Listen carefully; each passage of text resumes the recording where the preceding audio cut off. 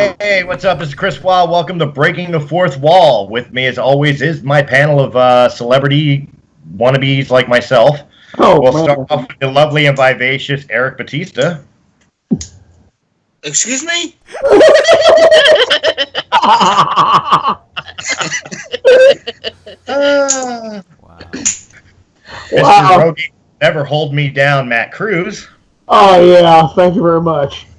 Hi, guys.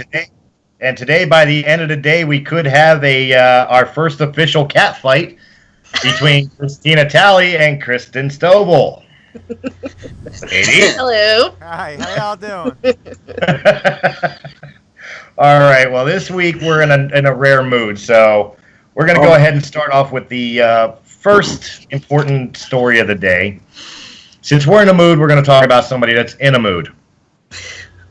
Actor and writer Dan Aykroyd has recently gone on to, I believe it was Twitter, throwing a lot of hate and shade at director Paul Feig for the failure of the Ghostbusters reboot with Kristen Wiig and Melissa McCarthy, claiming that the reason that the movie had flopped so badly is because Feig refused to listen to Dan Aykroyd and his direction, telling him to add things into the movie that needed to be there and take out things that did not belong.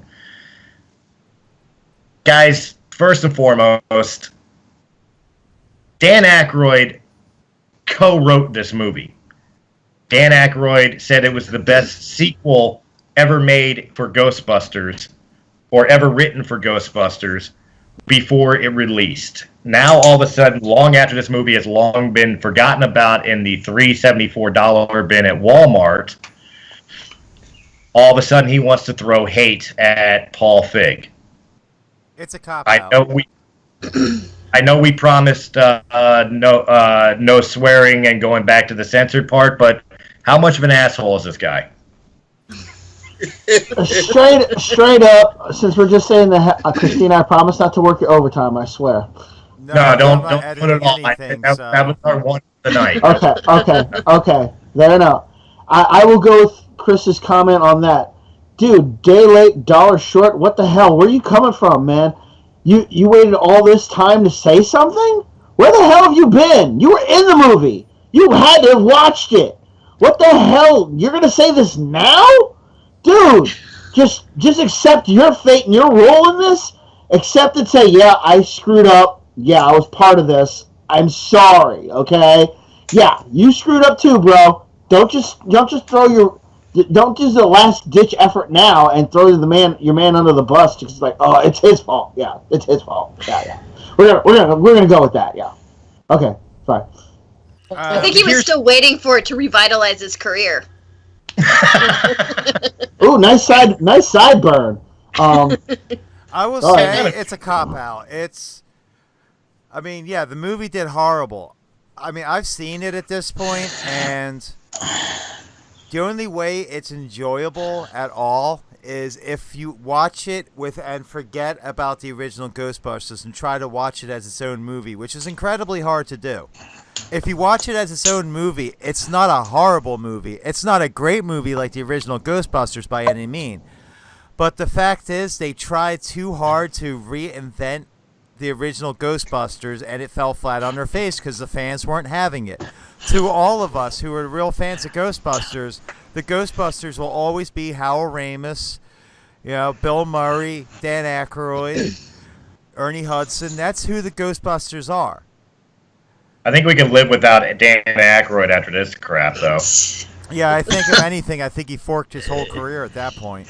He screwed the pooch. Let's put it this way.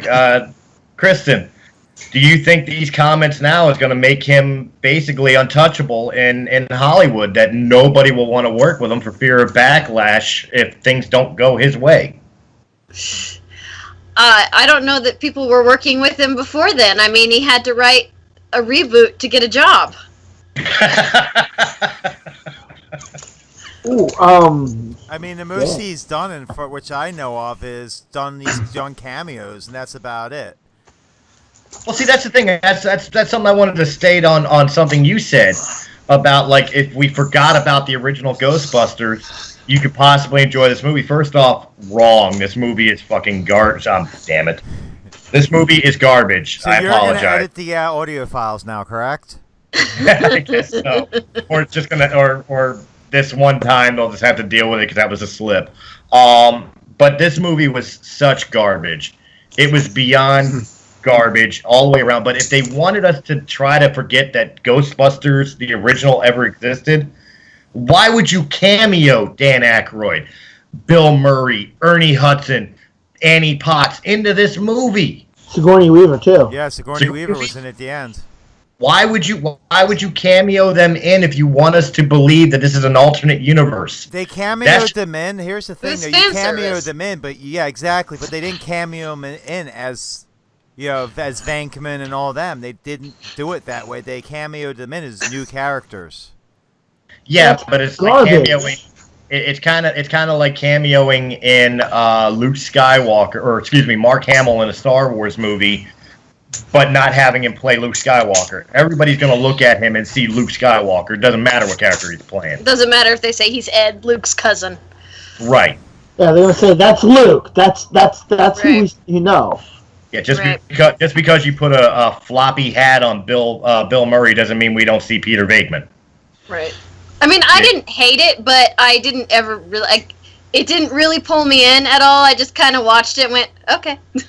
that was the most that they got for me. Okay. That was pretty much my reaction to it. I was like, okay, it wasn't bad. As long as, like, once again, if you lose the focus on the original Ghostbusters, it's not bad. But it's, like I said, that's a very difficult thing to do to us true fans who love the original Ghostbusters. I mean, and I thought, honestly, and Ghostbusters 2, I thought at the time was pretty horrible. But that makes that look good.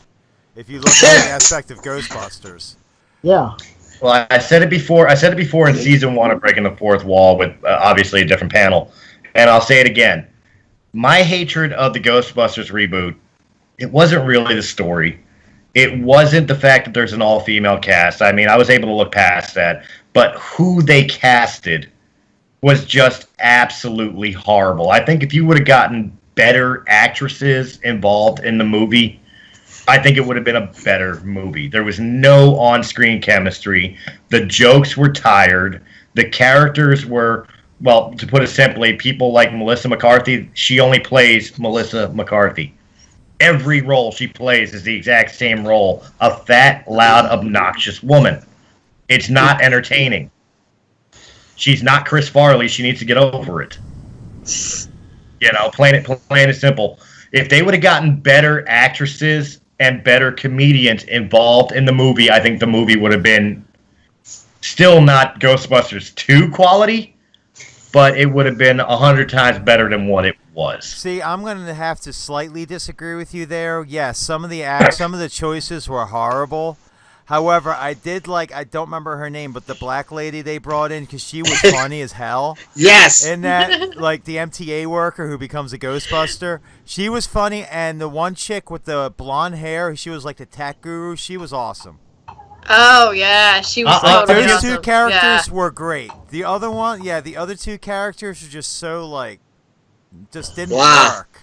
IMDb to the rescue. The blonde girl that took over the Egon role, I'll give to you. She was But amazing. the black- She was awesome. But the black woman, no. That was a walking, talking stereotype. I absolutely despised that character. That was to me, that was an insult to the black community. Yeah, because look at I hate to say it, but look at Ernie Hudson. He didn't play the typical black guy stereotype. He just played a guy trying to get a job, got the job, had to do with what they had to do. It just acted like Ernie Hudson, like a normal guy, Right. Well, that's exactly it. But that's also Ernie's acting style. Look at him as Officer Albert in The Crow. Oh yeah, totally believable. Yeah, he's just a very laid back guy. But it almost seems like the actress playing in Ghostbusters was literally throwing the "I'm a black woman" card every time she was on screen. Yes, Yeah, SNL.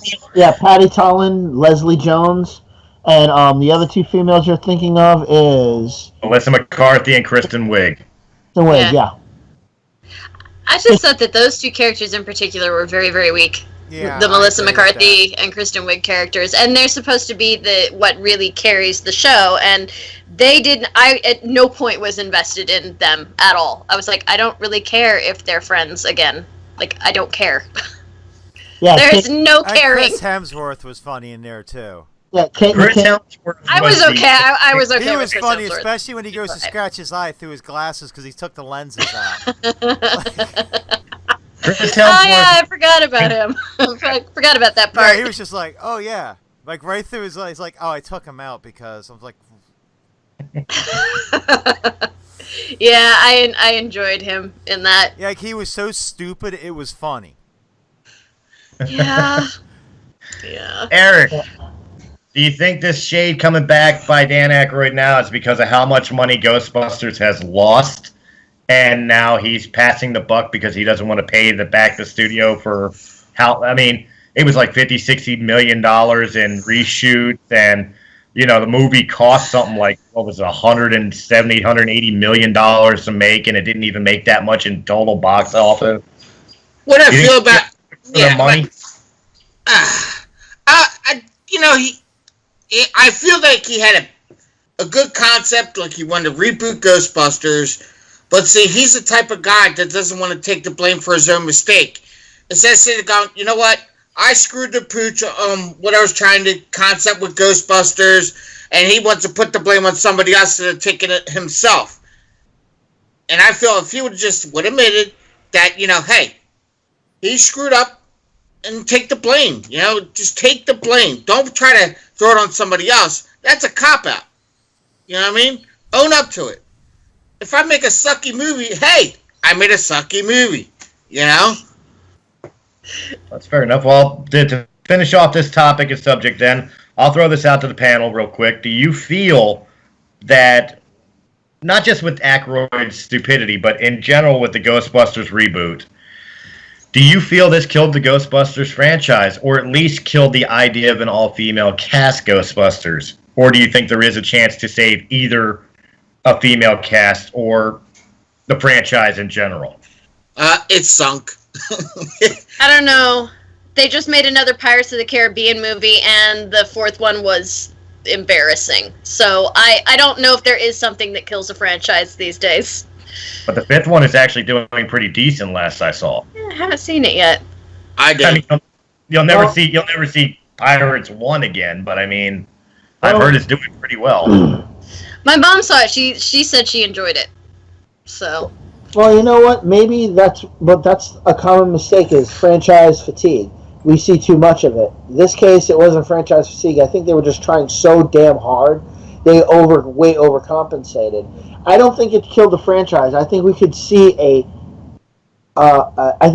they tried again, maybe with different actresses, an all-female cast might be sellable.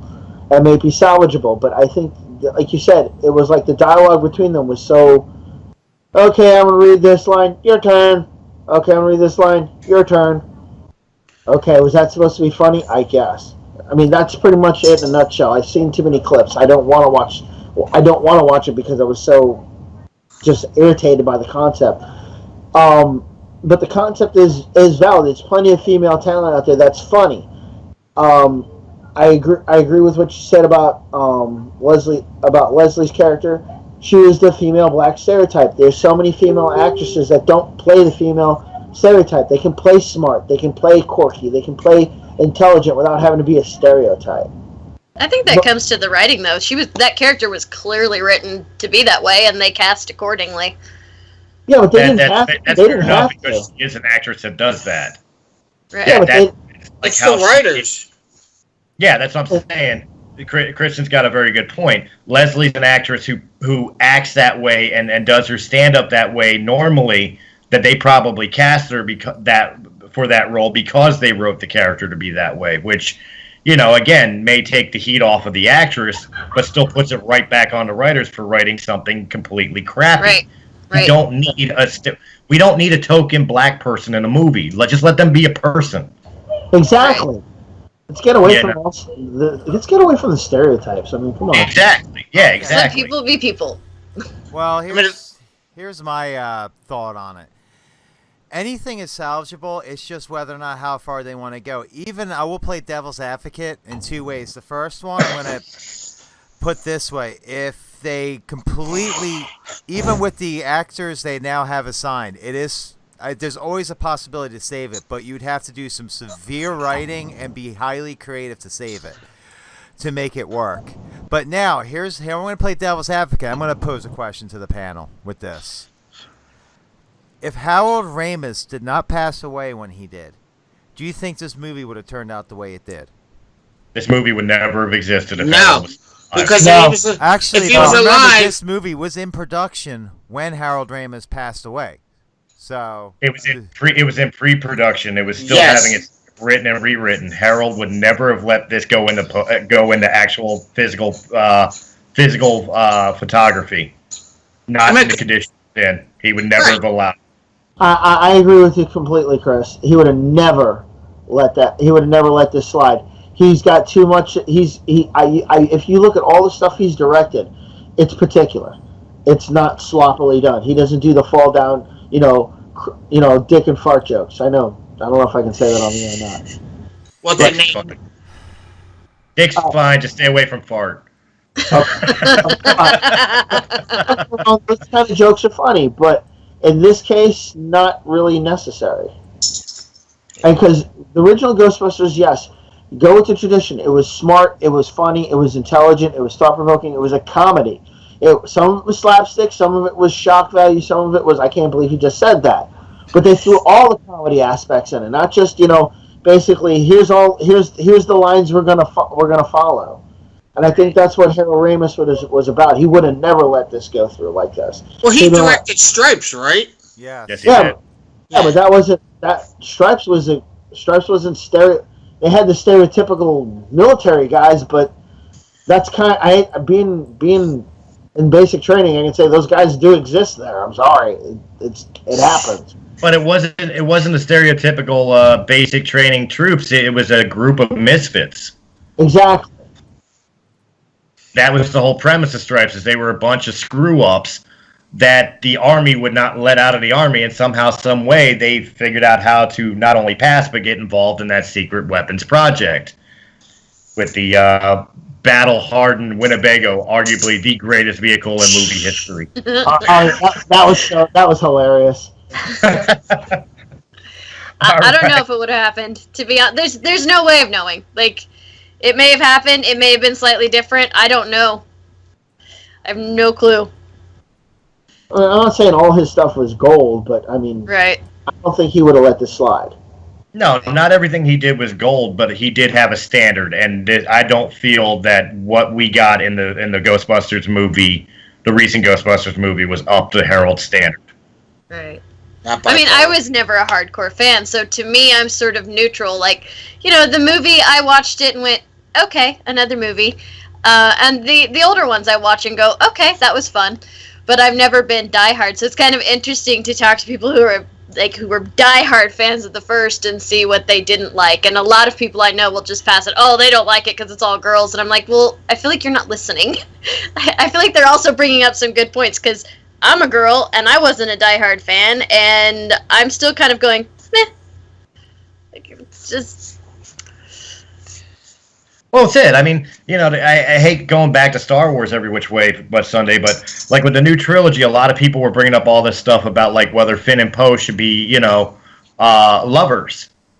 Whether Disney should post that on of making the characters of John Boyega and I'm gonna hate myself. That's not a real name. To the rescue. Okay, I don't feel so bad when they've got to go to IMDb because I can't remember it. I can't think of it either. Oscar Isaac. Oh, right. That's correct. There was rumor going around that Disney and Lucasfilm were talking about making them gay lovers. Obviously, it's already been squashed, but when that rumor first came out, people were up in arms. Oh my God, you can't have a gay couple in Star Wars. You can't blah, blah, blah, blah. Quit pushing your political. You know what? It's Star Wars. As long as the movie is good and the Right. story is solid, I can care less who's screwing who. You know what I mean? I know that a fan once asked Mark Hamill if Luke was gay, and his response to that fan was, if you want him to be gay, he's gay. So, Yeah. you know, I think it's one of those things where if it's not clearly defined by the writers, who cares? Make them be what you want. Well, here's my point about it too. If it has nothing to do with the story, then there's no point putting in any kind of romance, whether it's True. gay, straight, whatever, interracial. It doesn't matter. If it's an integral part of the story, like the romance between Han and Leia, that was an integral part of the romance. I mean, of the story, not of the romance, but that was an integral part of the story. I mean, that laid out everything that was, what happened in, why they had the friction they did in Empire, why everything else, because they had the attraction to each other. Right. Well, it's just like the prequels. Anakin and Padme had to have the love story as poorly written as it was. They had to have the love story because Leia wouldn't. Yeah, did he have to go into the whole realm of statutory rape though? But the thing is you can have the characters do it, and still, as long as it's done tastefully, even if it doesn't necessarily serve the story, it doesn't harm the story either. I'll point back to Star Trek Beyond, where Sulu, there was up in arms about Hikaru Sulu being gay. And they showed it in Star Trek Beyond, and the showing was he met up with his husband, they gave each other a hug and walked away. That was it. Now the funny people have never seen George Takei. Well, here's the thing. George Takei was absolutely... George Takei was against it. He was very against it, and he was adamant vocal about it. Yeah, he was vocal about. Wow. And I thought that was interesting. Nothing about that scene was in any way distasteful, nor did it detract from the story. Right. So why was George Takei against it? What was his reasoning? His reasoning was that the character had not originally been created as gay, and he felt that he had a vested interest in the creation of the character, which I would agree with, and that he thought there should be a gay character, but create a new one. Don't piggyback off of a character that's already there. So. There you go. Well, see, I've said that before too. It's why not just make it a whole other character? It's more creative that way. Well, that's fair.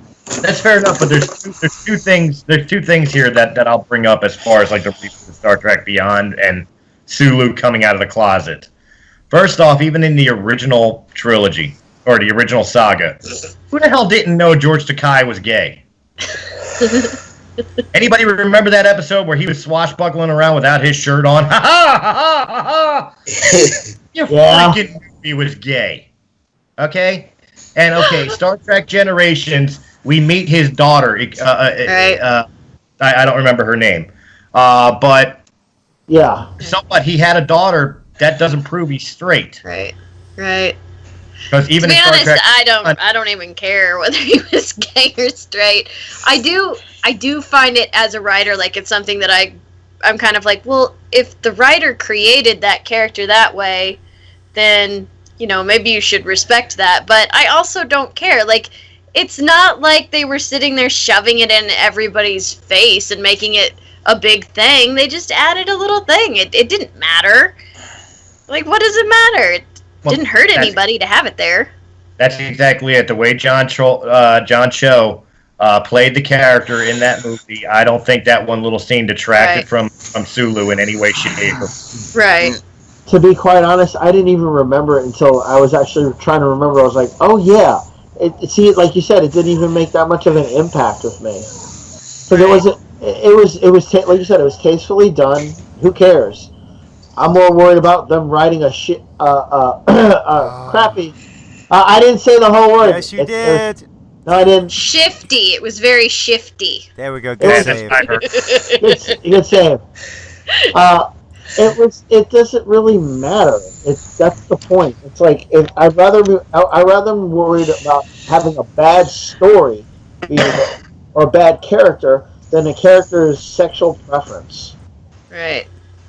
One romance that I don't like is Spock and Uhura. because I think it's just horribly written. Like, oh my god, she's just so shrill now. There's really no chemistry between the two of them. There's not. And it has reduced Uhura to a character that, like, spends the entire movie whining at her boyfriend. That's what the character has become. Like, wow, girl power. Well, I feel empowered. We'll hold on to these for segment 2, where we actually talk about the Kelvin timeline and Pride timeline of Star Trek. Let's get through the rest of the news here before we run out of time for segment 1. Okay. Here's a quick one. Wonder Woman debuted this weekend and is dominating the domestic box office. I'm gonna see it tomorrow. Oh, I envy you. I envy you. I'm probably gonna go see it next paycheck. Same here. Yes. I want to take Harley. All right, we're gonna go. Let's plan. Probably going to see it this weekend. All right, From what I understand, it's got a 92, last I heard, rating on Rotten Tomatoes. Wow, that's really good. It blew them away. And is the highest praised DC movie thus far since Nolan's Dark Knight. Oh. Guys, is anybody surprised by this? No. No, I'm glad I put my hope there, and I'm glad they didn't disappoint. You know what I'm saying? Right. Because remember when we were discussing this last time about what my predictions were? Well, I said I was afraid that they would blow it, but I was being hopeful that they were going to make it out all right, and they made it out all right. You know what I'm saying? Right. Can't wait to see it. And Kristen, good. I hope you enjoy it. I really do. Yeah, I promised my friends I would wear a corset to it. I don't even know how that ended up being a thing, but now I am wearing a corset, like a steel-boned, because I do Renaissance festivals. So I have, like, the rigid ones, and I don't know how they managed that, but now I am wearing a corset to the whole movie. Oh, have fun with that one. Thank God I didn't make that bet. It was a friend's birthday, I had a few drinks, same old story. You're one of those I mead have servants steel-bone that's, corsets, like, and filling out the top. I don't think I could sit through a movie for 2 hours and concentrate on breathing and enjoy the movie. Eric, I'm pretty sure you probably used means of being able to see the movie yet. No, I haven't. The one that's on there, check this out. Tried to watch it, and it's a cartoon of Wonder Woman. That's what you get for trying to do things illegally. That's it. Because I've never watched it. Go spend the money. I'm not surprised by this in any way, shape, or form. When I heard they got a female director who was actually a fan of Wonder Woman to do this movie, which, by the way, she signed on for Wonder Woman 2. Awesome. She is already in contract for Wonder Woman 2. So, was the original Wonder Woman going to be in it? I hope so. Maybe she. You know what? Linda Carter. Yeah, that would be awesome to have her pop up, even just a cameo. Actually, the perfect cameo for her because she's the right age. She should play Hippolyta. She should play Wonder Woman's mother. It would be perfect. It'd be befitting her. It'd be on point. I'd be totally for it. But if they would have done that, they would have done it in this movie, and they've already got another actress playing. Right. Oh! You have crushed his dreams! No, but I agree with him. That would have been the perfect role for Linda. That's kind of like the Flash TV show that we have right now, the one that plays his dad, and then later on the Earth 2 was the original. That was awesome. Flash.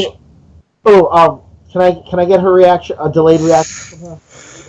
I'm pointing towards her because on my screen, that's her, that's Christina, that's Eric, that's you. Going on above my head, but delayed reaction. I'll consider this segment called delayed reaction. Now, I talked to the guys about this. The episode of Flash when it was revealed that the Flash's Jay Garrick's last name was his mother's maiden name in this world, in that world.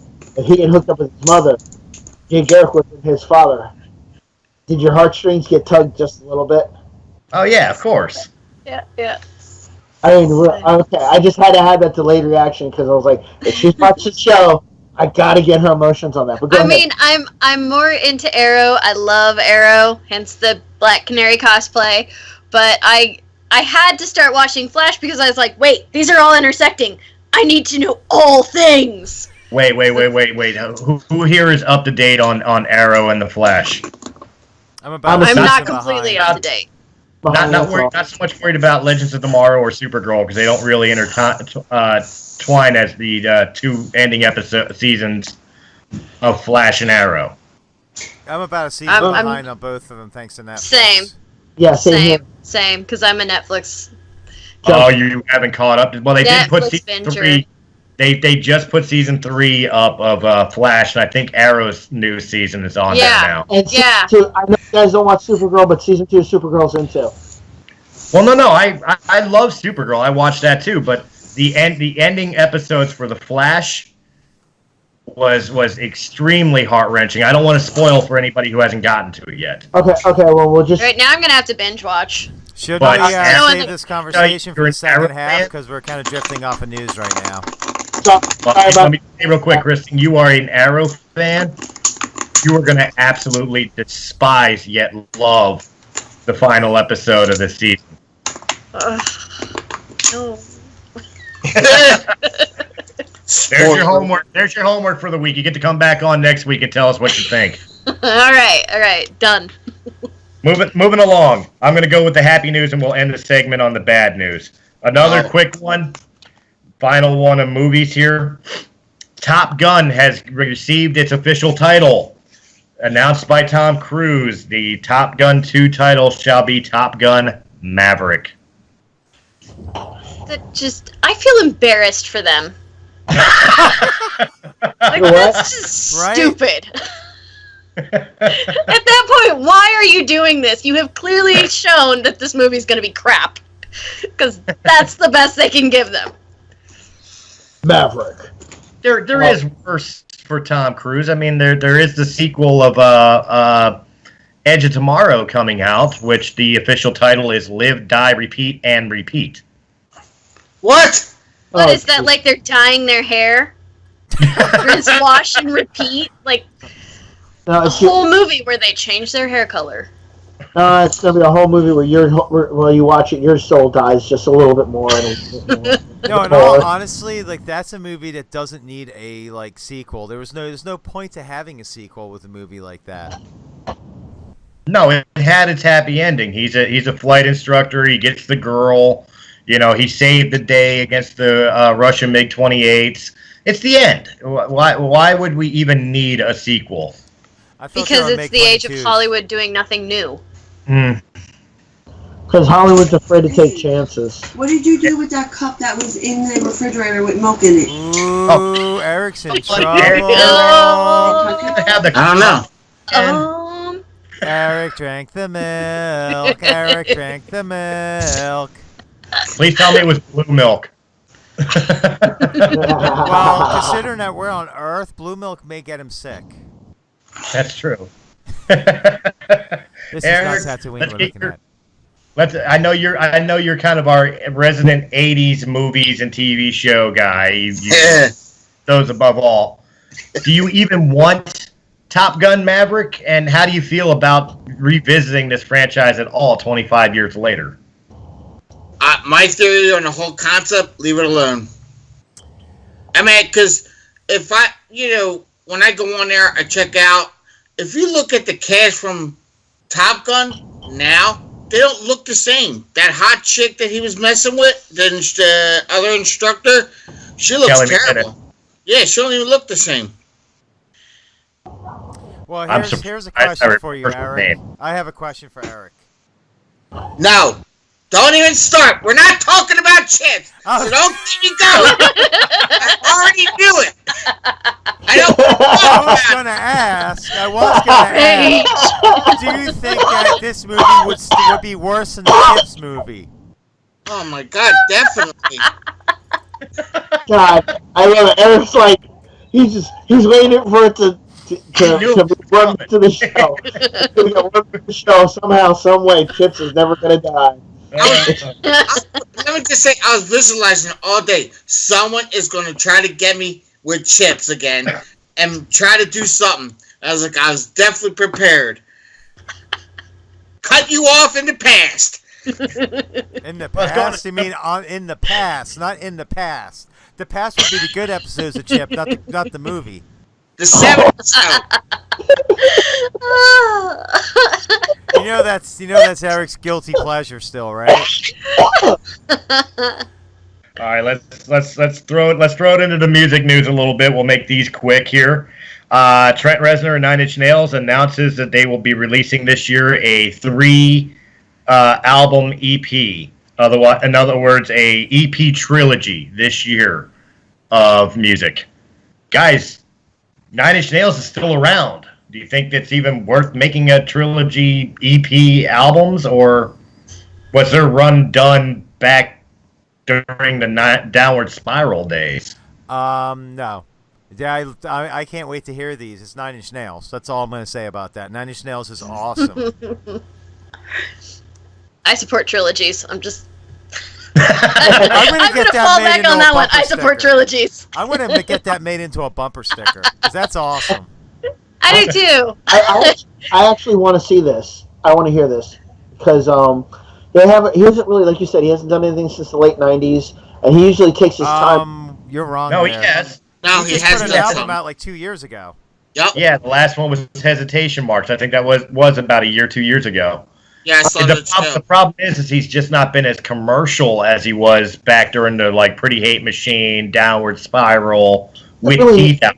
He kind of went by the wayside. That's because Industrials died out of the main music stream. That's the only reason why. But he's still there and he still makes music regularly. Oh yeah. I just can't wait to see what it's going to sound like because they really haven't, like I said, they haven't done anything in a while, and they usually take their time doing stuff. So let's see what happens. Eric. I'm looking forward to it. I'll listen to it. I just want it to be heavy, like the Nine Inch Nails that I liked. You know? I think that's one of the biggest deals with Nine Inch Nails with their last couple of albums. I'd say from With Teeth, Year Zero, it's still industrial, but it's gone more poppy, than the typical angry Nine Inch Nails that you've become accustomed to. The very angsty lyrics and the very aggressive music. I'd like to see them get back to the aggression. I mean, I know Trent's up there in years. He's like my age. Sooner or later you stop being angry. But I mean, If that's what you're in your 50s. Sometimes Wow, I Chris. feel like. You walked right into that one, buddy.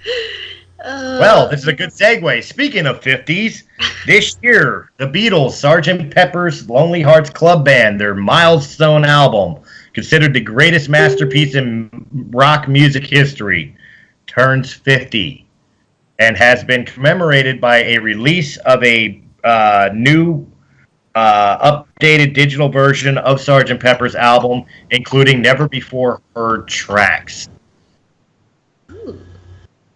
Guys, the Beatles Sgt. We're losing your audio. Yeah, no, I can't hear you. Yeah, I know he's spazzing. Yeah. He's frozen. And he's gone. Yep, I think he's going to be gone, and he's still on my Just screen. that, but though, but look at that frozen frame, though. I wish you guys on radio cast could He's see just that. stuck It's there. like, They're going, derp, derp, herp, derp, derp, derp, derp, derp, derp, It's fantastic. I love Skype for that. Like, the frozen shots, they always catch you in the most compromising position there is. And down goes Chris. Your mouth is always hanging open. Your tongue maybe a little bit out. You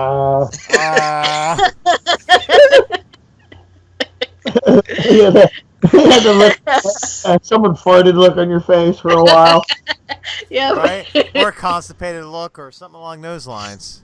Yeah. Yeah. Yeah. Where were we? He was talking about but- Sgt. Pepper's Lonely Heart Band, about how it's hitting the 50th anniversary. I will take over till he returns. And he's back. And Just there he like is. herpes. I have no idea what the hell happened there. I was back talking in to the everybody, ring. and then all of a sudden everything froze. I don't know what happened there. And back in the Yeah. ring, it's Chris Herpes Wild. Hey, You're, I'm you the got ice your cream video man. back on there, bud. Yeah, just a picture. And it's not the amusing Frozen thing either, so we've no use. There you go. He's back. There we are. Interesting all shit. sales. It's Ozfest 2010. Oh, okay. Now, my question before everything froze up for whatever reason. Wow, Let's turn talk your about the mic down a Beatles. little bit, bud. Turn the mic down, man. You're way too loud. Let's talk about the Beatles. Let's talk about the fact Right that in my ear. Yeah, your volume's up too high on your mic. Yeah. I'm turning it down. Pull the mic away from your mouth a little bit. Can't pull it any more away. That's Can't a little pay better. more away. What? How now, brown cow? All right, so let's talk about the Beatles. Sgt. Pepper's album, what it means to the music community, and everybody's a Beatles fan in some way, shape, or form, especially in this album. So let's talk about what's your favorite song from this album. Oh, Album? wow. Kristen, we'll start with you. I don't think I could pick a favorite Beatles song. I like so many of them for different reasons. Why do you always want me to pick favorites? Well, we did narrow it down and say from this album. I don't know. I honestly don't know which one would be my favorite. I pass. Take someone else do it. Okay. Eric looks like he wants to answer. Well, I like the whole album, so I really don't have a favorite. I like all their songs. See? Yeah, same here. Listen, with the Beatles, I don't think you can have a favorite. All their music was great when it came out, and it got very popular. You know? I just can't say I have a favorite. Love the Beatles. Yeah, I know. All right, well then again, I'll go back to it then. Instead of picking a favorite song, just what does the Sgt. Pepper's album mean to the music community at large? What did it mean? What does it continue to mean? Well, it was a defining album if you think about it. At the time, I mean, that album redefined the Beatles as who they were. They went from more of that Britpop, that 60s Britpop style to, and that was, if you think about it, if you listen to the whole album, that was a deep album. Right. Just how it was written, it was very unique for the time, and I think it was a very redefining album for both the Beatles and the genre. Yeah. Okay. Well, I'm sure everybody can answer on this one. By the way, my favorite is Lucy in the Sky with Diamonds. I'm sorry, that's the best song on the album. See, Doesn't mean the rest of the album sucks. It just means that's the best song to me on the album.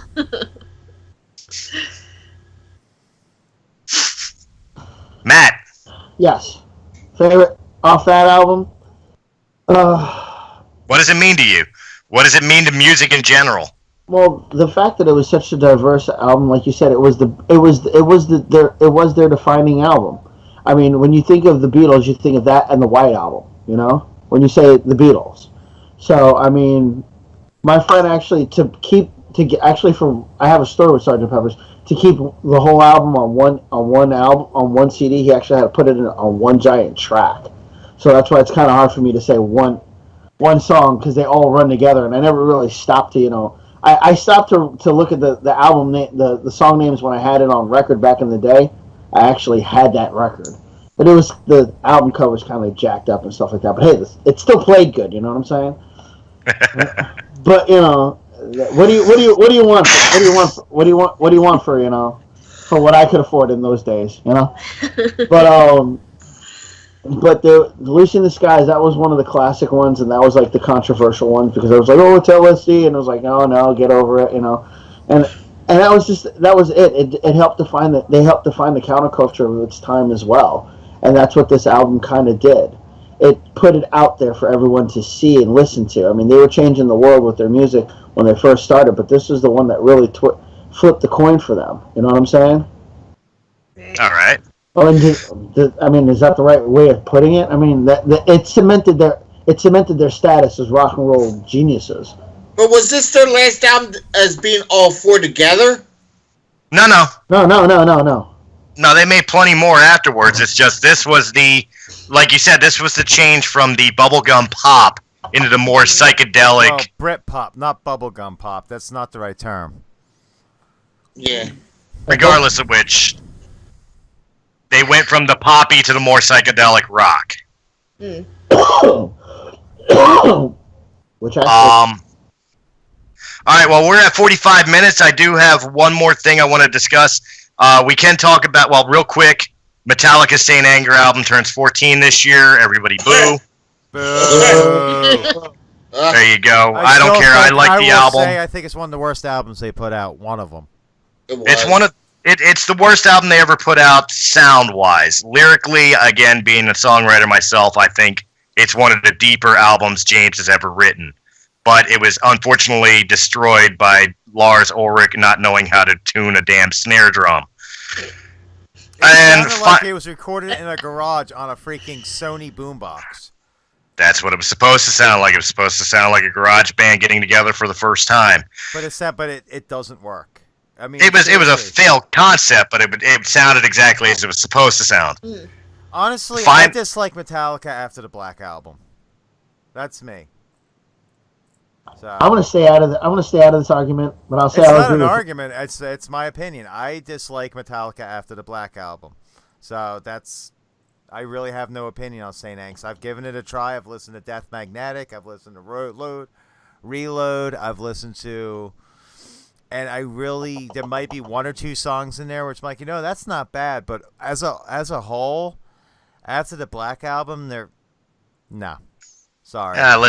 Listen to Hardwired. You'll change your tune. The final thing before the ending of segment 1 here, real quick. I want to get this in because I don't want to start segment 2 on sad news.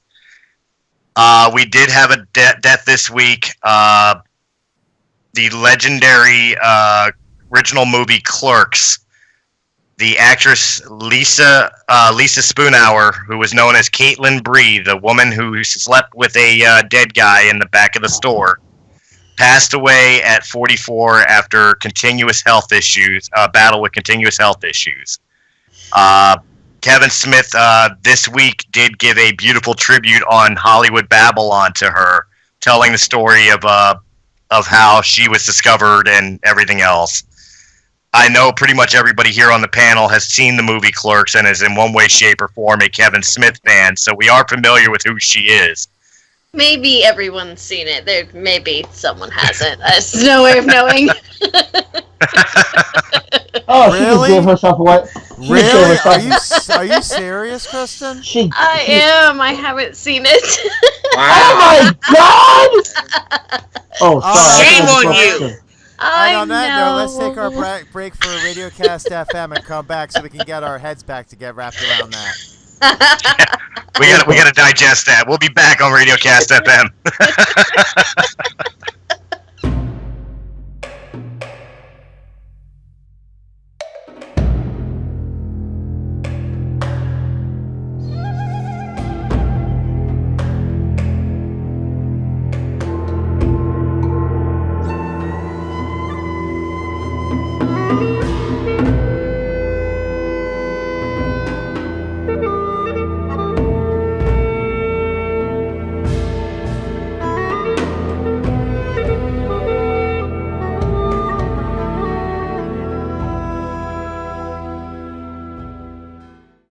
Hey, welcome back to Breaking the Fourth Wall, segment 2.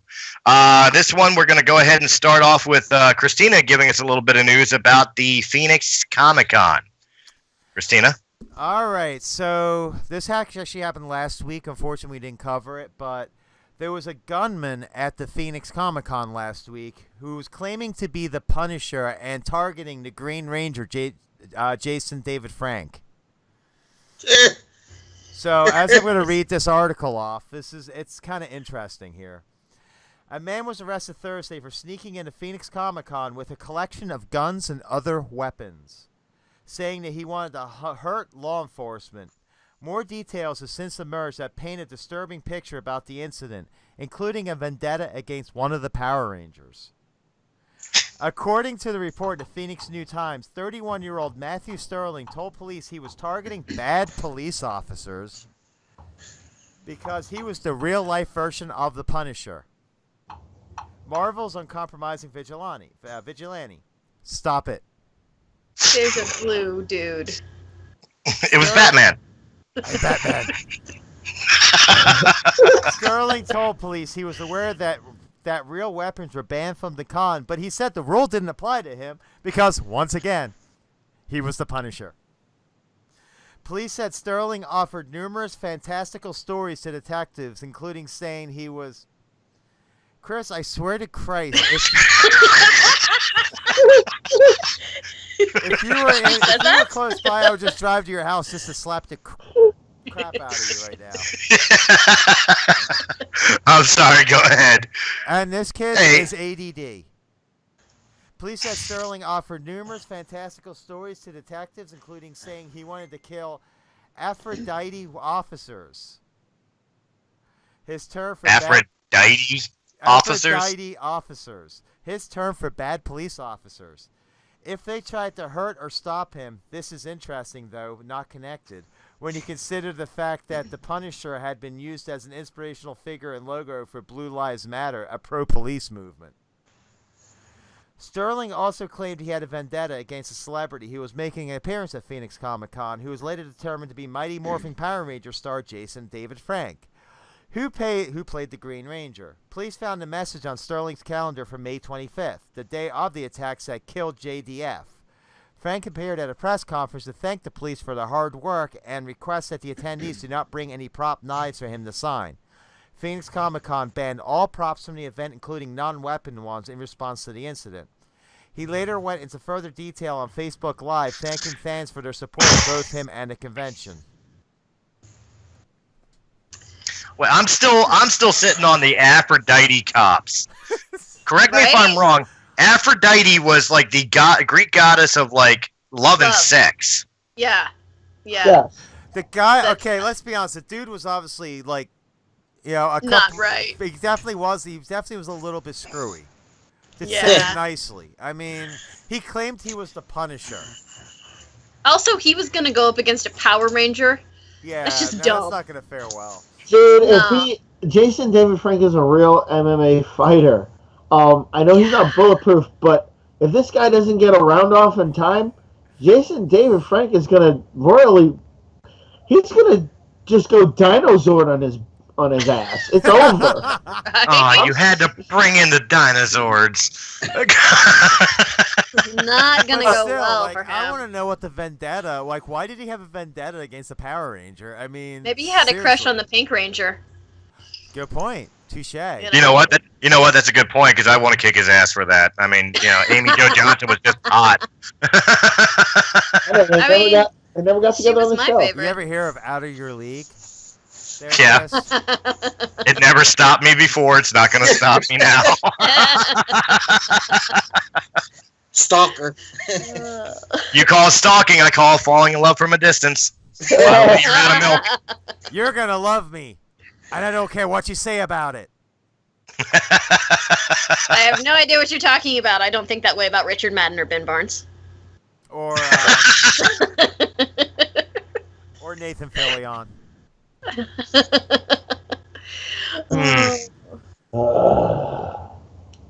But you missed one of the episodes we had where we were talking about if we were gay, who would we want, what celebrity would we want? That was an awkward moment. Yeah, there you go. Guys. Yeah, for you Famke guys. Jensen, man. Jenkins. I don't know. Jean Grey, Famke from the X-Men. Especially when she plays that crazy chick in one of the Bond movies. Yeah. Oh, if I was gay, that's the person I'd go after. Natasha on the top. Yeah. I don't know. She was just crazy, and I'm like, it works. You go the extra mile. Well, again, back on the story at hand. I mean, first off, I'm glad nobody got hurt. Right. And obviously, this guy, was a couple cans short of a six-pack here. But I mean, I'm literally trying to piece everything together. I mean, Kristen must be right on the nose that it must have been a vendetta about like the Pink Ranger or somebody he had a real relationship with at some point, because he's referring to the cops as Aphrodite police, which again, love and sex, and then he's attacking the Green Ranger as a personal vendetta. It's almost like dude, I hate you because you're handsomer than me or something. I mean, I don't get it. And then on top of it, I'm the Punisher. Really? Yeah. Like if I was gonna go, ape shit at a Comic-Con, I'd at least be like Deadpool. Yeah, I think you used up It's your, like you draw the line there. 4 for No, 5 sorry. at this point. I didn't even think of it. If I was gonna go bananas at a Comic-Con, I would do at least like Deadpool or something where being nuts made sense. Exactly. I don't think this guy was worried about making sense. I feel like that was really low on priorities. Yeah, I kind of agree with Kristen there. Yeah, I gotta say this guy was gone. He was gone. That's all there was to it. I He was think gone. he's up there with the guy who shot up the movie theater for The Dark Knight, like as up to that scale of nuttiness, to be honest. Yes, this guy was over the moon. I still think the guy who shot up the Dark Colorado Knight movie theater, the Colorado movie theater, I think that was all an act. He didn't believe himself to be the Joker. He used it as an excuse. You never know. That was convenience. That was convenience of the fact that it was a movie with the Joker in it. Yeah, but This one, on the other hand, I mean, there's no reason for him to even come in claiming himself to be the Punisher or having a, like I said, unless David Frank at some point in his life like stole this dude's girlfriend or something, there's real no vendetta there. Well, here's the thing, too. I mean, how crazy this guy seems. It could be any vendetta. Maybe he blames Jason David Frank for ruining the Power Rangers or something. I mean maybe he what expected his to be the Green vendetta Ranger. Yeah, exactly. Maybe he tried out once and they turned him down, and now he's mad about it. this is some stalker. This is stalker stuff. Maybe he has a crush on him. Maybe he liked the old Green Ranger before him. I don't know. It's hard to tell Any number until of it comes reasons. out.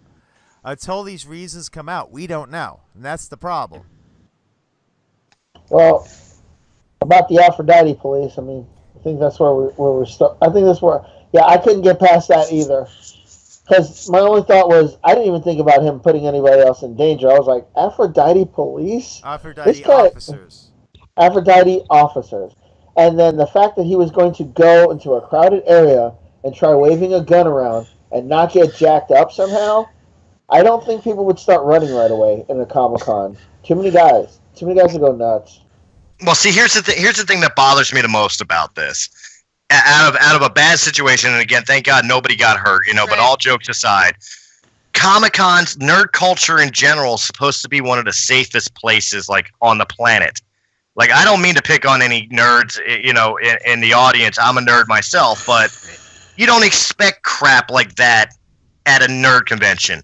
The worst you might get is a bad argument over which is better, Star Wars or Star Trek, Marvel or DC, but nobody pulls guns on each other and tries to kill each other. Or if they do, they're Nerf guns. Right. Yeah. Right. You know what I mean? It's supposed to be, like, I honestly think, like, the safest places on the planet is, like, a church and a Comic-Con. But and I mean, you just as ruin one of the two places. Well, nerd culture is becoming more mainstream all the time. So, Right. I mean, you're going to see more of this as nerd culture becomes more mainstream. Yeah. Unfortunately. And I'm always like, hey, I was a nerd before it was cool. You know something? I was always a nerd. Growing up, I was a nerd. Even, and I'm proud of the fact that I was. I got beaten up in high school for who I was. I had very little friends for who I was. Because I'd rather sit on a computer for 8 hours and go out and go drink and go do things I wasn't supposed to do. I would rather sit there and watch, have a binge marathon of Star Wars or watch Dark Crystal or Labyrinth. Dark Crystal and Labyrinth, I love you.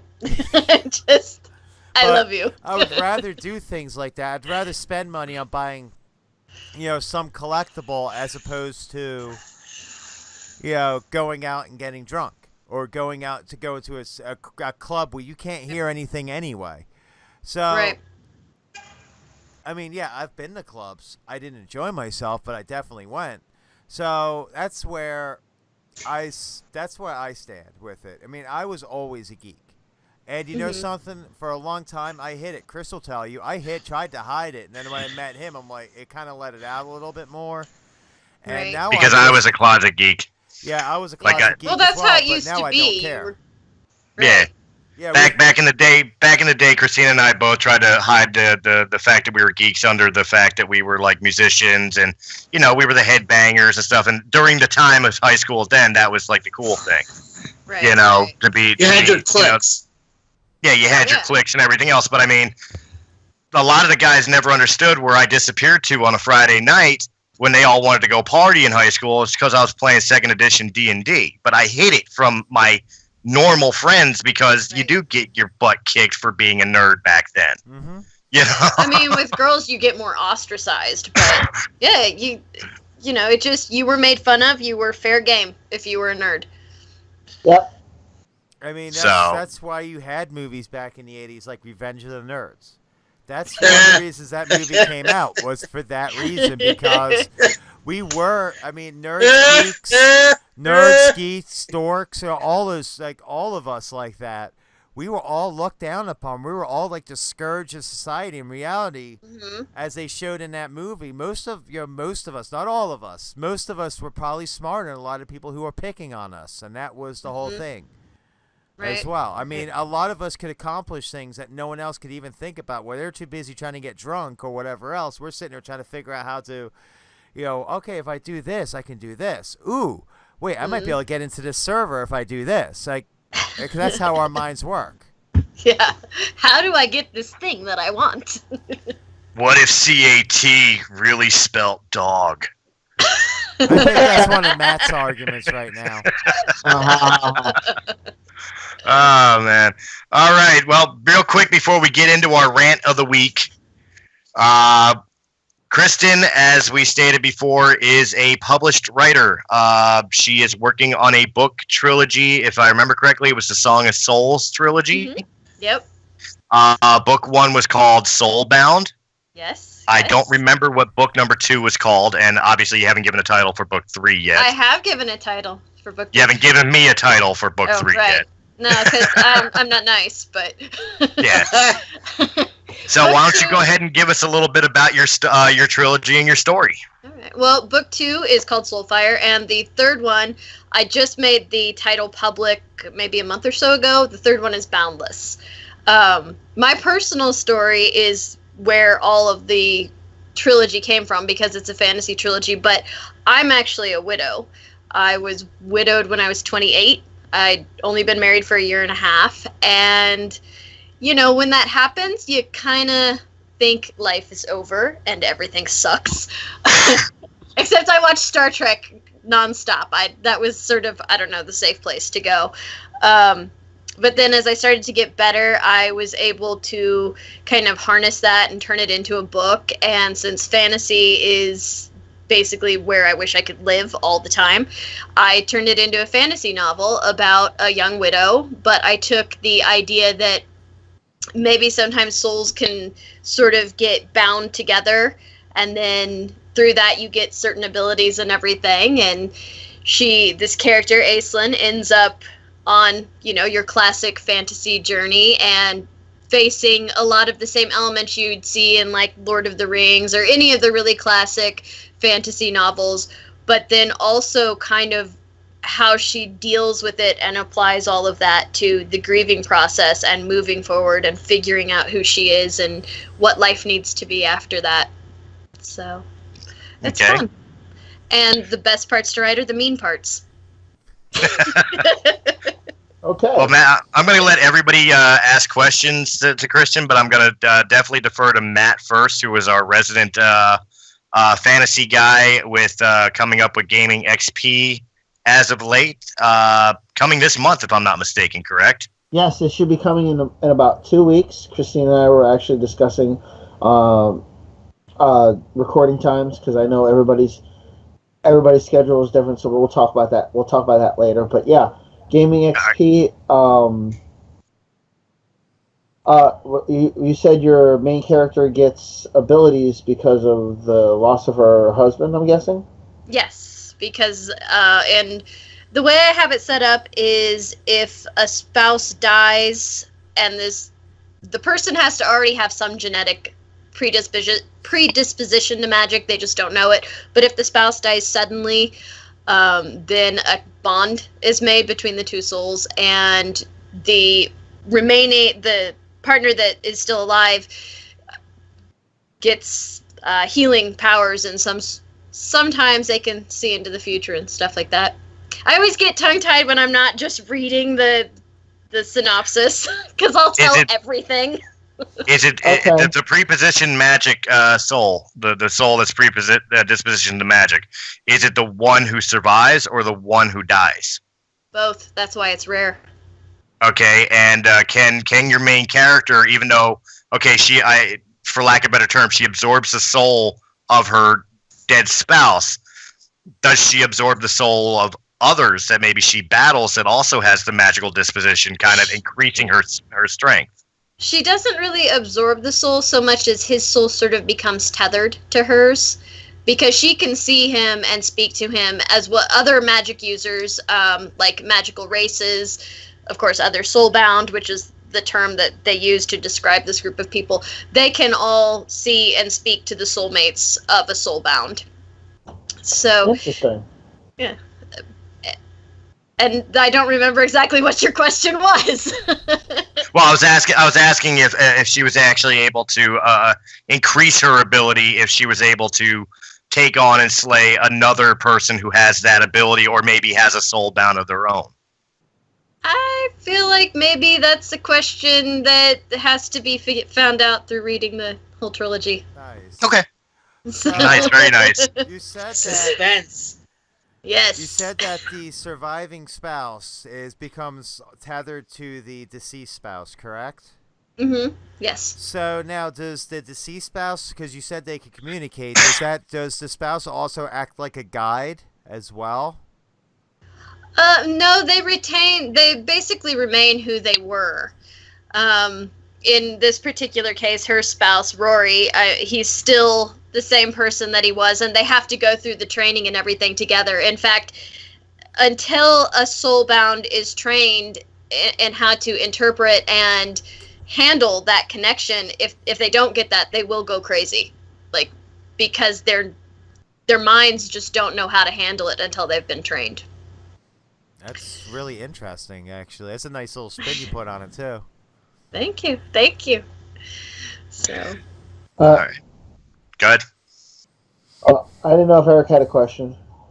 No, I'm pretty much just listening. Okay. Eric's question is it going to become a movie? That is an end game right there. That would be really awesome. I have it mentally cast in my brain. Okay, cool. I've done that with one story that I did. I find it very helpful. That I didn't actually. I finished, but I don't have the stones to get it published yet. So it's on the dust. Without ruining any storyline or anything else, who would you cast as your main character? I can never remember her name, and I kind of bounce back and forth with her. She was in Downton Abbey. She played Lady Sybil, and then she was also in Winter's Tale. She was the main girl that, the main love interest, but I can never remember her name ever. I see Christina already IMDb'ing. Yes, I figured. I was just waiting for someone to say they were IMDb'ing. Are you talking about Joanne Froggatt? No, Jessica. I think her first name is Jessica. I just can't remember the last. What was Downtown the actress' name again? Downton Abbey, right? I think she played Lady Cecily in Downton Abbey, or Sybil. I don't know. I haven't watched that in forever. I got really pissed off and stopped watching it. Because I rage quit. There's a lady Edith. She died. She died like in the first season or something.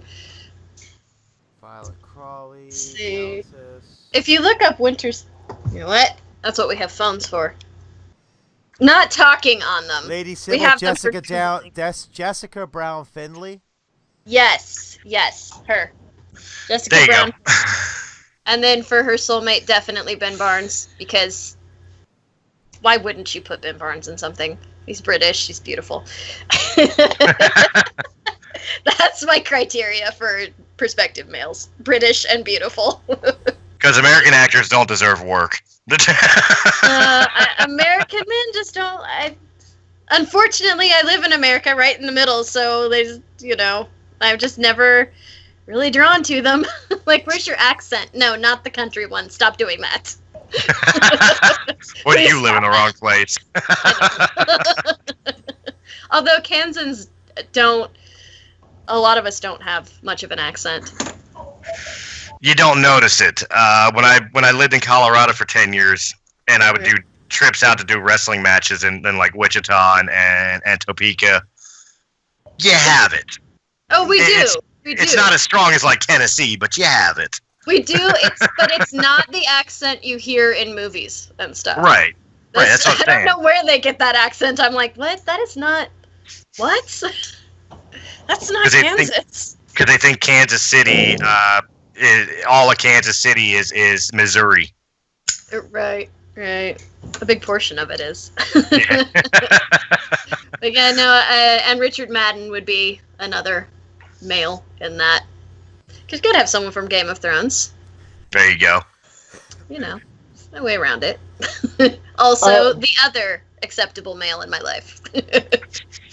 Okay. Are there any other characters that we should, be mindful of or take note of?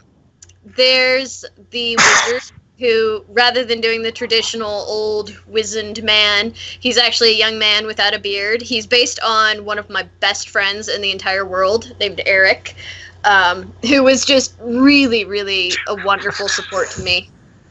There's too many Erics out there.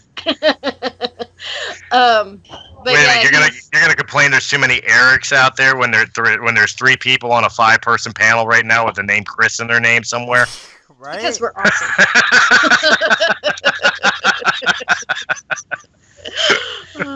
But yeah, sorry, go ahead. It's fine.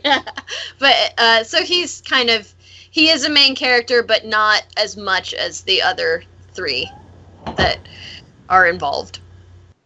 And then in the second book, we meet a whole bunch of new people. And in the third book, I don't think I introduced too many new people. There's so many I forget sometimes. I have to go back and check how I spelled someone's name or what I named a city, and I'm like, crap, this is my own book. What am I doing? Oh, there we go.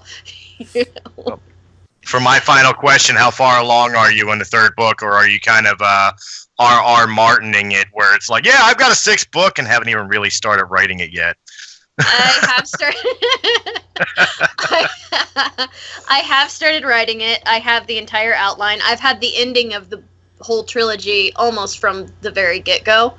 But I'm going slowly because I feel like a lot of people, when it gets to the end of a trilogy or a series, they just sort of throw it together and it's not necessarily satisfying, and I don't want that to be the case with this, and I want some of the deeper issues that I've tried to kind of hide and put in there, I want those to be resolved too. So, and then I have other books and stories that I'm working on and planning, so. In the same universe, or is it going to be completely different? I do intend to do a few in the same universe, but then I'd like to branch out. I kind of have a fun twist idea for a zombie thing, and then also kind of a sci-fi, very kind of mental head game story that I'd like to play with. But those are so tricky, and I don't know if I'm clever enough. I'll be honest, I don't know if I'm clever enough. Well, you try a short story with the sci-fi and just see how that plays off. I try short stories and then they turn into epics. Like my first book turned into 3 books. It's just, I don't do well. I have to put everything on an epic scale. It cannot be down here. It has to explode. All right. Does anybody else have any other questions for Kristen? Other than obviously I found it on Kindle version on Amazon, where are your books available for purchase?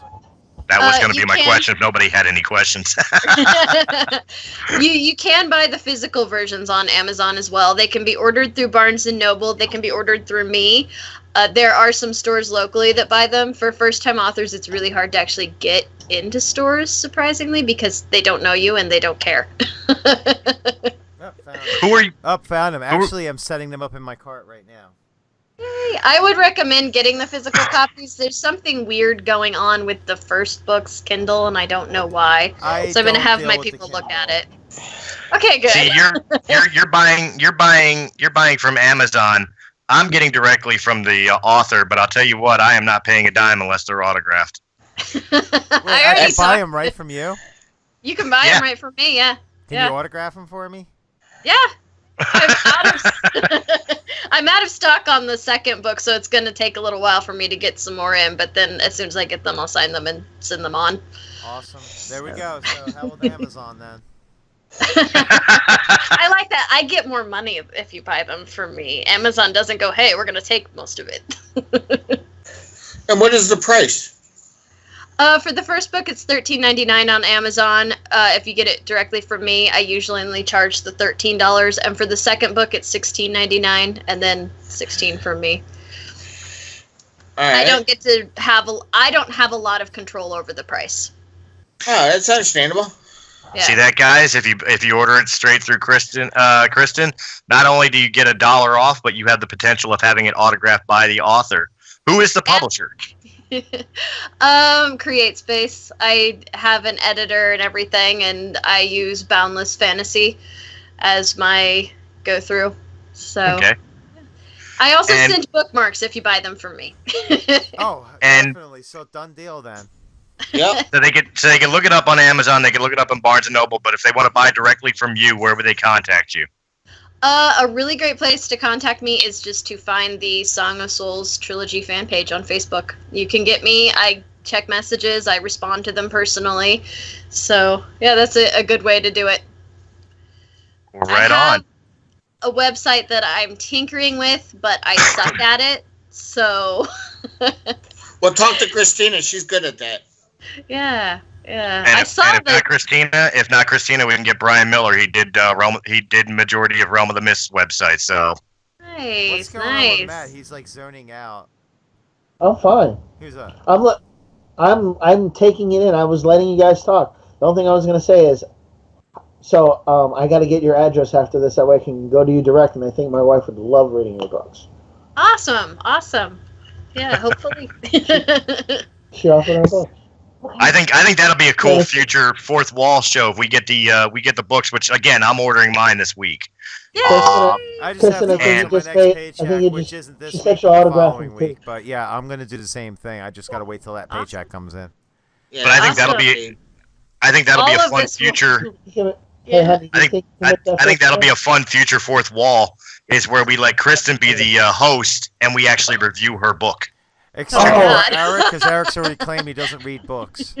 Oh, Well, Eric said, I heard Eric while I was talking. I heard Eric saying he's going to order it too, so maybe he will read this book. I'll read them. I will definitely read them. I will definitely give you my thoughts on my review. Yay! So there you go. For a future fourth wall, you get to host a show and you get to hear us talk about your book. Oh God. Yeah, you heard how we talk about stuff on here already, right? Yeah. So, Shit. Hey. oh, How about You see how a nice?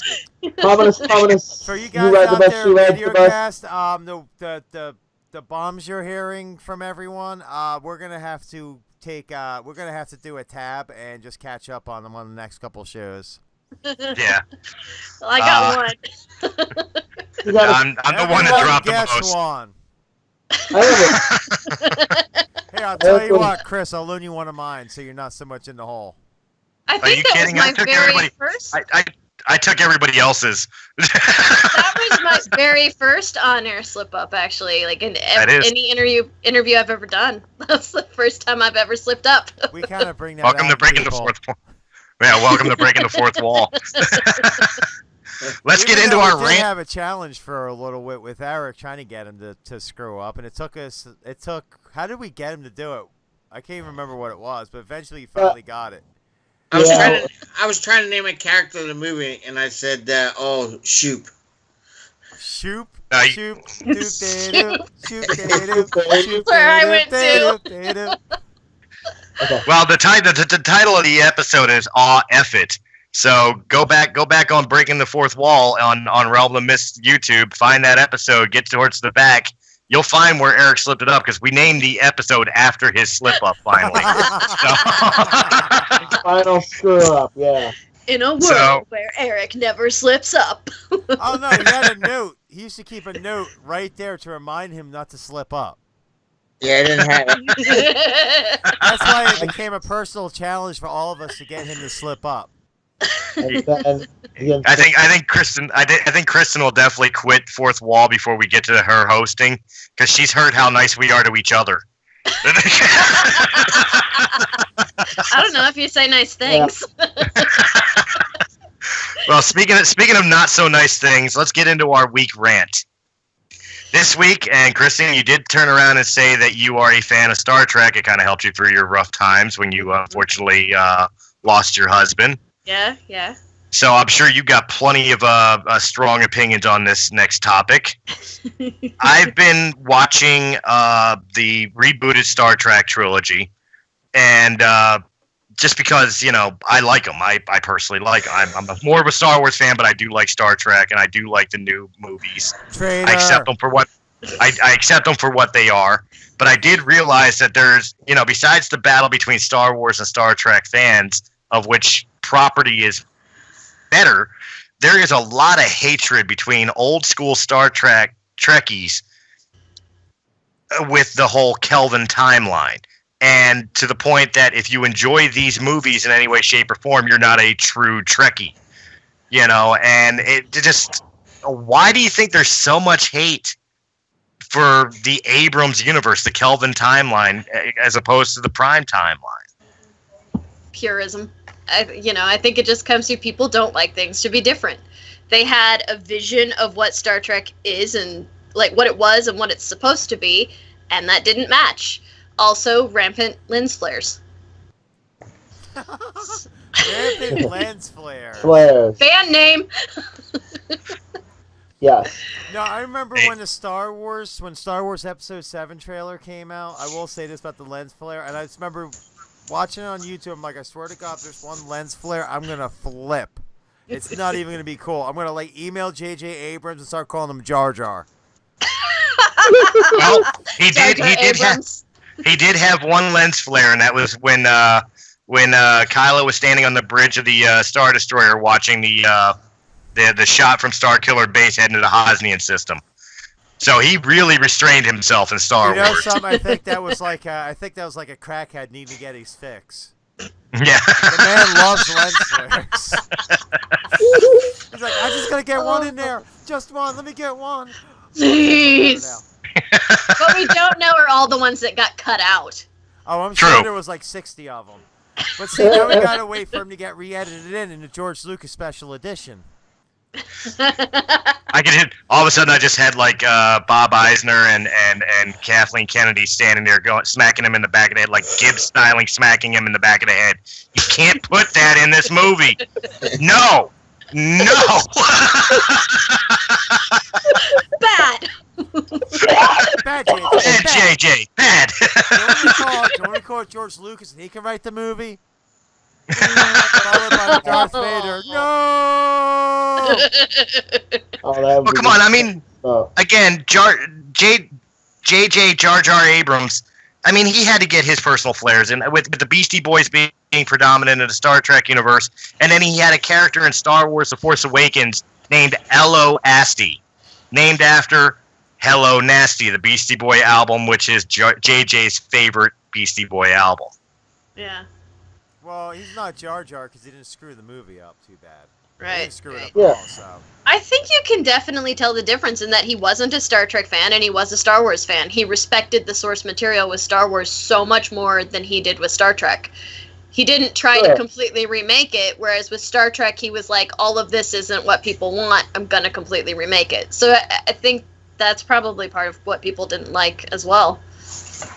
I think there's got to be a little bit of fairness in it, though. I mean, JJ was kind of handed a property in Star Trek that has such a long lineage. I mean, when Star Wars was bought out by Disney first thing they did is said, okay, all the extended universe stories and everything that's gone. So we have a fresh slate to work with. Where with Star Trek, JJ walked into already 30, 40 years of established story. And characters, And- too. So the and only way, characters. really, if you think about it, he could make a new movie, is to verge a timeline and make a new timeline. It's the only way you could tell the story you want to tell in a series like that. Right. I mean, that being said, Exactly. I actually like them all right, although I have not seen the third one because nothing in the preview really grabbed me. Which one? The latest Star Trek movie that came out, nothing in the preview really grabbed me. It just didn't. That was the line I drew. I'm a writer.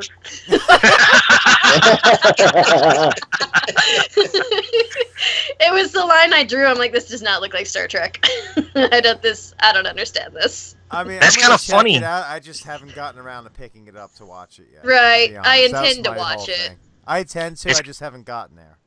It's That's not kind of exciting. funny because the third one was actually considered to be the closest to appeasing the original story fans because it was the closest to like Gene Roddenberry's original design. Yeah. I don't know. As long as they've got the Uhura Spock thing, I'm just like, nah. This makes no sense. This is stupid. I really don't like that romance. I agree with her on that one. It's too robotic. It just doesn't seem like it fits. It seems too forced. It doesn't fit, and I feel like it really weakens both characters. Like, it just... I don't know why they put it in there. I personally always kind of thought Uhura and Scotty had a thing. But I also... It just turned Uhura into this whiny girlfriend that Spock drags along on missions. She's like the band girlfriend nobody wants around. It just sucks. We call them bassists.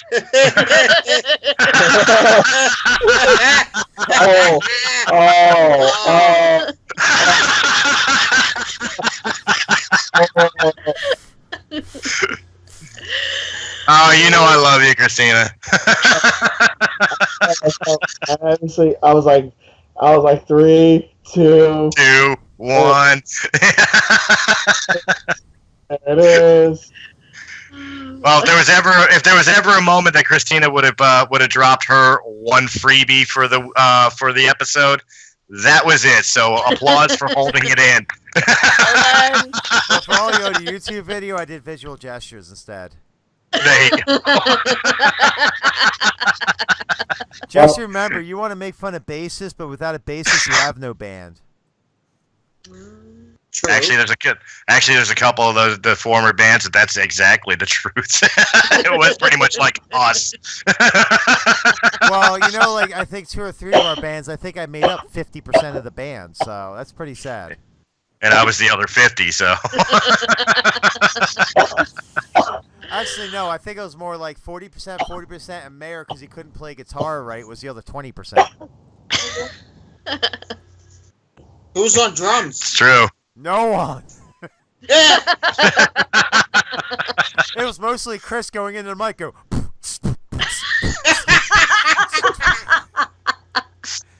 And us banging on tables in the recording. Like that, I swear. Of course, if we still, material. well, you know what? If we would have kept those old demos nowadays, we'd probably get a record deal. The other thing I'm helped is missing is the, I don't know what you want to call those videos of the lip syncing band atrocities. Oh God, you mean the nights up at Sharon's place, jammed into a corner, and at the apartment, and at the apartment. Felt like filming. Eric's place. He'd call it concert night. Oh. Yeah, we really played like make believe on that one. Yeah, but we had fun. We did. That's the funny thing is we're walking around telling people we're musicians, and we actually were. But then they see the videotapes. It's like, you guys are lip syncing and dancing around like idiots with blow up instruments. No, we used real instruments. We used our real instruments, but they Yeah, obviously were not plugged in. ones. You had Wireless. a blow up sheep, but that was about the only blow up thing I ever saw in the videos. That was Max's. And the fact that you were handling it makes it even more scary. I stayed away from the dirty parts. Oh, God. No, you did not, because the one day you had it stuck on your zipper. I have in mind like a steel trap when it comes to that stuff, okay? The problem is, it seems seems like a steel trap, too. ago, but that I can remember. And you walked out, you're wearing your black leather pants, and you had this stupid, and you had this damn inflatable sheep stuck on your go. Okay, I'm ready to do this. And that was yours, not Max's, so don't fib. No, that was Max's. I never owned up any inflatable things. Yes, it was yours because Mayor bought it for you as a joke. Mayor never bought me a blow-up He sheep. did. No, I didn't. It was your birthday. Well, then Max must have stolen it because I don't have one, and I never did. The mystery of the inflatable Which sheep. is even more gross if you think about it. But here's the funny thing. You were just talking about him. He still got him. I bet you $10 they don't fit anymore. You would win that $10. They have been modified for my wrestling years, but yeah, they don't fit no more. It's gonna be like that, you know, when you see The Rocker come out of retirement in the comedy movie, and he puts on his old leather pants, and it looks like it's not even muffin top anymore. It's busted can of biscuits. It's just overflowing everywhere. And he's like, God. "Are you ready to do this? I can't breathe because if I do, we're killing somebody." That's right. You're talking about a busted can of biscuits and everything else, and the funniest part is that Matt's over there laughing like the Pillsbury Doughboy.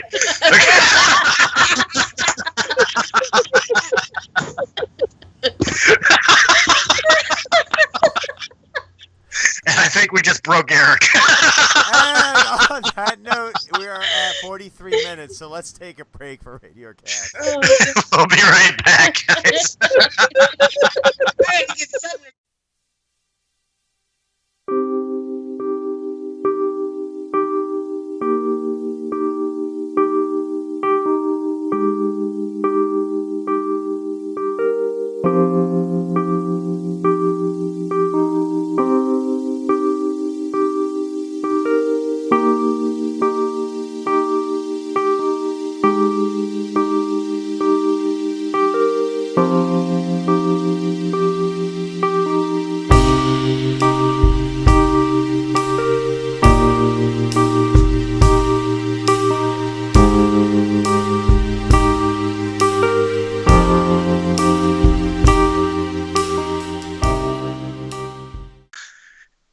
Welcome back to Breaking the Fourth Wall. Hope you guys enjoyed that little break on RadioCastFM.com.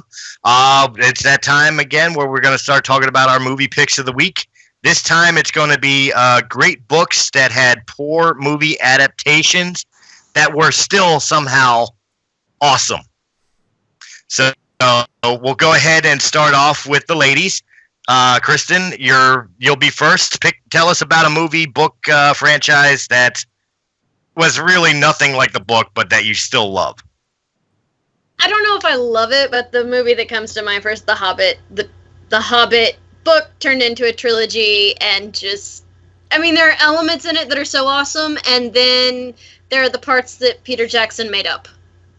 And that, I think, kind of sums up the whole trilogy. Like, the elements in it that were awesome from the book, and then the parts Peter Jackson made up. It's just... that's where my mind goes. I still can't forgive him for some of the things he's done. It's still healing. Wow. But there's still movies you enjoy watching, even though they don't follow. Oh yeah. I just can't quote every line like I can the extended Lord of the Rings. I'm still mad at the Lord of the Rings for not including Tom Bombadil. Yeah. That was such an integral role that he didn't even bother like referencing. Not even a nod to him. Yeah. Not even a nod to him. But yeah, either way, The Hobbit was all right. The Hobbit was all right, but it could have been amazing, and it was all right. You know how I know it was all right? I fell asleep during the second movie. I paid good money to go to the theater to see the second movie, and I fell asleep during it. Well, I mean, I still don't fall asleep. I still have to drool over everything in the movies, especially the elves. But I don't, I don't. I'm not going to travel across state lines to go meet someone that was. Okay, that's not true. If Aiden Turner was in the next state, I would totally travel state lines. I'm a liar. I'm a total liar there. All right, Christina, your pick of the week. Jurassic Park. All right. Great book written by Michael Crichton. A lot darker than the movie ever was. The book the movie probably used a few scenes out of it, but there was so much integral plot line that was left out. But somehow the movie was it was a breathtaking movie. It was done very well, even though half of the characters that survived in the movie died in the book. Hammond died. And who doesn't love watching a lawyer get eaten by a T-Rex? We all have had that secret dream of that happening. I'm thinking of the same reaction to the lawyer getting eaten by the Tyrannosaurus in Jurassic Park as I am when the aliens in Independence Day blew up the White House. I remember everybody standing up applauding. Yeah. Pretty much. Interestingly though, Malcolm dies at the end of the first book. Exactly. And then he's back in the second one, and I'm like, okay, I'm a writer, I get it, but you never really explained that. Was he at least missing a limb in the book, in the Lost World book? No, he was just fine. Wait, and then it was in the book. I don't remember him actually dying in the book. I know he was critically injured, but I think he survived. Well, they say that he died, but then later in the second book, I guess he does kind of retcon and say that it was a mistake, some sort of clerical mistake because of the third world country and stuff like that. But he did. I feel like Michael Crichton did kill him and then decide, wait a minute, I wasn't done. Yeah, I kind of need this character back. Right. All right. And Jeff Matt. Goldblum's just awesome too. So. Right. Yes. Jeff Goldblum was needed. Matt. My choice is The Relic. The movie adaptation was basically half the book. It wasn't everything about it, and certain characters that they killed off survived in the book, and hell, had a much bigger stake in the book, and actually towards its conclusion as well. They cut a lot of development in the character, in the main, I guess, villain, the relic itself, the creature, where it all came from, how it all got developed, who it really was in the first place. They kind of cut all that out, and that made it all that much more interesting. They cut out the layers to the book. I mean, don't get me wrong, the movie ain't bad. I mean, it's not great. I mean, if it's on, if it was on Netflix and I was like, hey, it's Thursday, the kids are already in bed, and I'll start the night off with this. What the heck? Why not? I'm folding laundry while I'm watching it. You know what I mean? Right. That's the kind of movie it is to me. A laundry folding movie. I swear, Miss Scarlett, I'm folding laundry while watching The Relic. Pretty much. I'll tell you, I'll do that, man. I don't care, man. It passes the time and it gets things done. Keeps my wife happy. I don't care. When she's happy, you're happy. When she's unhappy, you're unhappy. If she's unhappy long enough, you'll be unhappy with half your stuff. Exactly. Just remember, half of nothing is still nothing. That's it. I just edited a really sort of dark widow joke out of that because I've learned not everyone gets them. A lot of times you just get... It's like, what? He knows he's dead.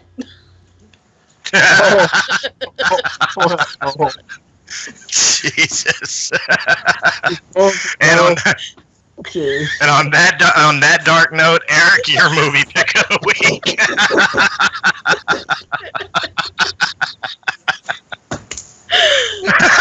You would have said it. Wow, I want to stay on her good side. Right? I choose a Kansas, honey. It's Kansas fault. Tell you later.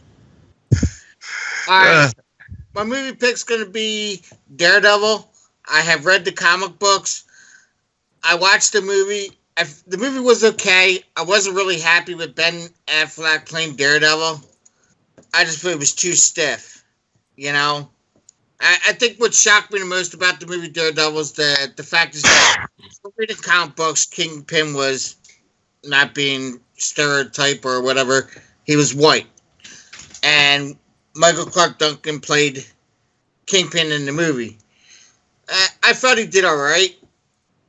You know, I thought it could have been better. You know, I think he had a limited role, I would say.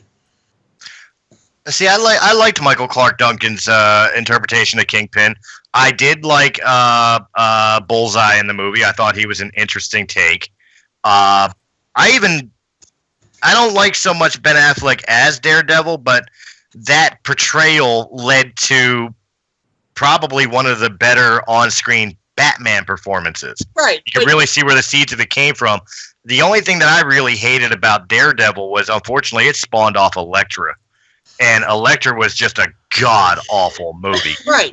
I mean, like you were saying, Elektra. Like, you were incorporating Elektra, Kingpin, Bullseye. You were adding a lot of characters, a lot of storylines, and you were just trying to incorporate into one film. I felt they didn't develop enough character story in that film. You know? That's fair enough. Yeah. All right. All right, well, my pick of the week, 1984 David Lynch's Dune. Based on the Frank Herbert original story written back in the 70s, Dune. Just nowhere near the book. I mean, it was an awesome movie, especially for its time. It's dated now, and there has been a retelling of it on the Sci-Fi Channel as a miniseries, which is a lot closer to the book, which was fantastic. It still wasn't perfect to the book, but it was a lot closer. Awesome. But there's just something enjoyable about watching the 84 Finch's Dune. It's so cheesy and so bad that it's good. Also, Patrick Stewart. Stewart and Sting. Yes. And there's some morbid enjoyment in watching like the Harkonnens dealing with their skin deformities, the pustules and stuff like that, and the whole heart plug thing. Oh. What the hell was that? That was Kyle. Somebody dealing with their pustules. Kyle was turning on the air conditioner in the living room as my laptop's right in front of it. Eric, what did we tell you about eating Taco Bell before we record, dude? Somebody pulled his heart plug. The kid does it. Eric, where can they find you if they want to talk to you? I'm on Facebook at Eric J. Batista Sr. I'm also available at Smoke1437 on the Xbox One. I forgot my Twitter handle, but I'm going to try to get that back up and running. So I do have a Twitter handle. All right. Christina, where can they find you? On Facebook, Christina Talley Warburton, Tali. Also on Xbox as well as Kayva, Kayva _Biodira, Biodira. I also am now on PSN as well. However, I would have to tell you guys next week because I can't remember what it is off the top of my head because I just set the account back up. But I believe if it's under email, it's under biohazed@gmail.com. You might be able to find me that way. I'm also on Eclectica every Wednesday night, except for this week. Except this Wednesday. But most Wednesdays, 10 p.m. till 12 a.m. And also my new show, which we'll be releasing by the end of June, which is that trans geek. That trans geek girl. I can't even get my own titles right today. So, there you go.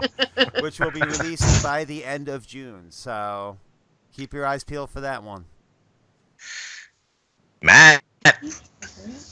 You can find me on Facebook at Matthew with 2 T's Cruz. And you can find me at at Fox with 2 X's C77 at gmail.com. You can email me, hit me up right there. Hold on. And in the next coming 2 weeks, we'll be releasing Gaming XP, a game set in a fantasy realm, starring most of my co-panelists here. And Kristen, if you watch and get interested, hey, we'll talk later. Because I wouldn't mind having you as well. Heck, the more the merrier for the party. But that's where you guys can find me. And soon, like I said, coming up, Gaming XP. It'll be a game set and a medieval fantasy game. Kristen, if they want to speak to you or buy a book, where can they find you? Best place to find me is Facebook, Kristen Stovall. You can also find me on Twitter, same thing. And then on Facebook, I have a fan page for the books. If you just look up the Song of Souls trilogy, you should find it there. It should pop up pretty easily. All right. And just for everybody to know, Kristen is going to become a more permanent stable on Fourth Wall, so you can find her also with the rest of us at realmofthemist.com, our official website, as well as YouTube under Realm of the Mist, our actual channel. You can find me at Facebook, Christopher Michael Stolley, Twitter, ChrisWild77. You can find me every Monday on radiocastfm.com with Raise the Underground, with the exception of this past Monday. I was covered by Christina, and that's why I'm taking over her Eclectica this Wednesday. That's about it. Of course, check out our other shows. War of the Stars, Gaming XP is coming up. That Trans Geek Girl is coming up. Star Wars Canon Library with Brian Miller. Movie reviews with Sith Lord 310. And many, many more. And also, I want to throw this out real quick. You can also find if you go to geekydaddy.com, you can find a review about different Star Wars fan theories written by a guy that I did a panel with Mario with on Death Star Radio, where he actually talked about the different fan theories, and he actually posted me up as one of the fan theories, one that I came up with. So give them some love. Go to their website and check it out. So for this week, I'm Chris Wild. Thank you guys very much for hanging out with us. I hope you enjoyed it. And if you did, make sure you hit that subscribe button down below and the like button, and leave a comment on things that you would like to see us talk about, because, you know, we'd love your interactions. Thanks a lot, guys. Have a good week. RadioCast, we love you. Have a good night. Everyone have a good night. Bye. Bye.